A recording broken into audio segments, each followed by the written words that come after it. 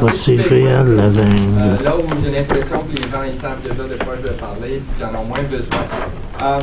On peut regarder ici la diapo que j'ai préparée pour donner un peu le sommaire. Trois grandes lignes essentiellement, la troisième qui devrait pouvoir se faire assez rapidement. Mais d'abord, une discussion de la conjoncture, donc avant l'élection, l'élection elle-même et l'après-élection, l'état des lieux. Ensuite, au niveau de la campagne avant l'élection, la campagne au Québec en particulier pour l'élection, et ensuite parler de notre campagne aujourd'hui. Donc, c'est ça qui va nous amener au sujet final, qui est la coopération MDN, REC, et finalement, la toute dernière diapo, les actions immédiates que les gens peuvent prendre pour appuyer la campagne fédérale. Donc, c'est très pragmatique comme affaire. Pardon. Oui, voilà. Bon, la conjoncture, je pense que la première chose qu'il faut savoir, c'est que lorsqu'on parle de réforme électorale, ce n'est pas quelque chose qui se fait au moment que ceux qui le préconisent voudraient choisir. Ça dépend de la conjoncture, ça dépend des occasions qui se présentent. Et ce sont des occasions qui sont historiques, qui sont rares, parce que ceux qu'on veut qui appliquent, qui fassent la réforme électorale, ce sont ceux qui sont élus par l'ancien système. Donc, les circonstances qui permettent d'aller chercher une réforme électorale, c'est quelque chose de relativement rare. Or, au niveau fédéral, lorsqu'on rentrait dans la campagne pour l'élection 2015, on avait vraiment l'impression que c'était une telle occasion, une occasion historique qui permettrait finalement d'avoir la réforme électorale au niveau fédéral. Une raison pour cela, c'était la position du NPD, la position politique du NPD et sa politique en ce qui concerne la réforme électorale. On avait une chance que l'NPD puisse former le gouvernement, ou même s'il ne formait pas le gouvernement, qu'il soit à l'opposition dans un gouvernement minoritaire, ce qui lui donnerait beaucoup de poids. Donc ça, c'était un très important facteur.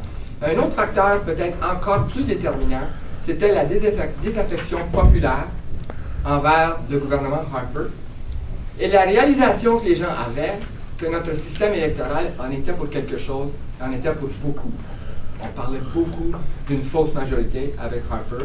Et aussi, on parlait beaucoup du fait que ce gouvernement conservateur, gouvernait comme s'il avait une majorité, gouvernait pas pour la masse. Et donc, il y avait 2/3 des gens qui n'étaient pas conservateurs et qui se sentaient complètement marginalisés. Et on savait que c'était le système électoral qui faisait ça.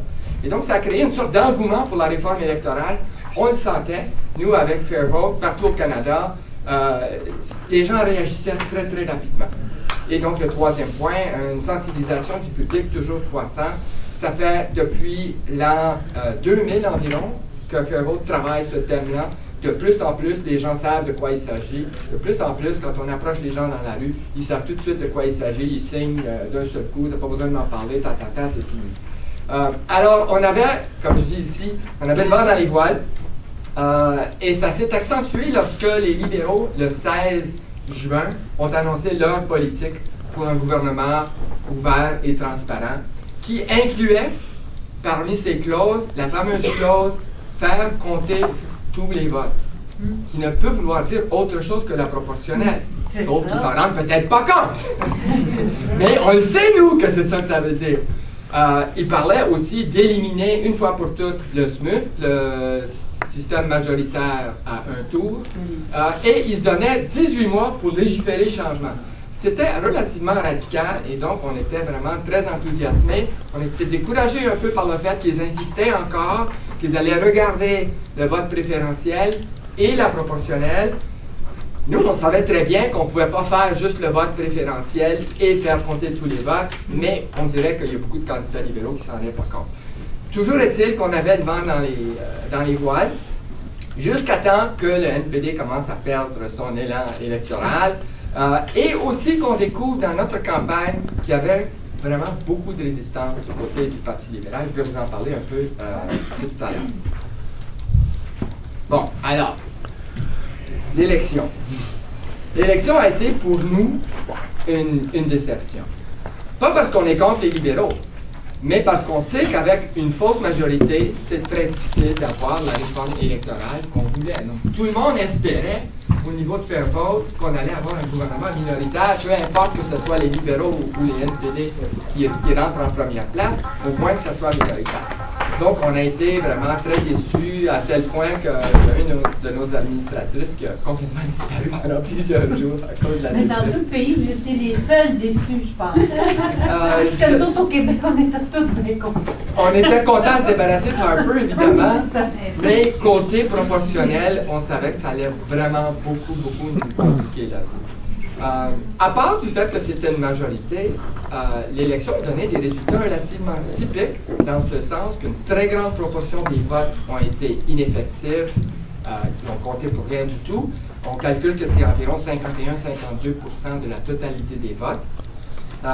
Et évidemment que le pourcentage des sièges qui ont été gagnés par le parti gagnant, comme toujours, était beaucoup plus grand que la proportion des votes. Donc, 39,5% des votes, donnant 54% des sièges. Avez-vous une idée à quoi ça se compare, ça? C'est exactement à un point décimal près ce que Harper avait. Harper avait 39,6% des voix et 54% exactement des sièges. Donc, c'est la même chose. Mais il y a une grande différence. La grande différence, c'est que la culture politique du Parti libéral est relativement différente. On risque d'avoir un gouvernement qui gouverne plus pour la population au sens plus large de la chose. Et ça veut dire que ça pourrait diminuer un peu l'ardeur des électeurs pour la proportionnelle. Donc, il faut en tenir compte. On n'aura pas la même ardeur qu'on aurait eu si c'était Harper au pouvoir, mais si on avait Harper au pouvoir, on n'aurait aucune chance quand même. Donc, oui, c'est ça. Bon, ici, c'est un schéma qu'on n'a pas encore vu, qui est assez intéressant. C'est la même chose, à peu près, mais pour le Québec. Donc, pour le Québec, on a 36% des voix libérales, 51% des sièges. Et, encore une fois, ce sont toutes les autres partis qui ont eu moins que leur part. Mais regardez la première ligne de cette diapo. Le pourcentage des votes au Québec, qui a compté pour rien, 59% des voix. Et la raison, c'est qu'on a plus de partis. Donc, les gens gagnaient plus facilement avec un 30% des voix. Il y a eu au moins 2 sièges, Julien, tu le sauras toi, mais au moins 2 au Québec où le gagnant a eu moins de 30% des voix. Lac-Saint-Jean, Ouais. Lac-Saint-Jean, notre cher Danny Lebel, qui est un cher conservateur, a été élu avec 33% des voix. Et il a gagné grâce à la division du vote entre le PQ, entre le Bloc, les libéraux et le NPD. 20% des gens ont voté pour le Bloc. Ce qui fait que... Donc, merci beaucoup. ça va être très difficile. Je crois que le record, c'est un député du Bloc qui a gagné avec 28,5% des voix. Oui, cette élection. Ouais.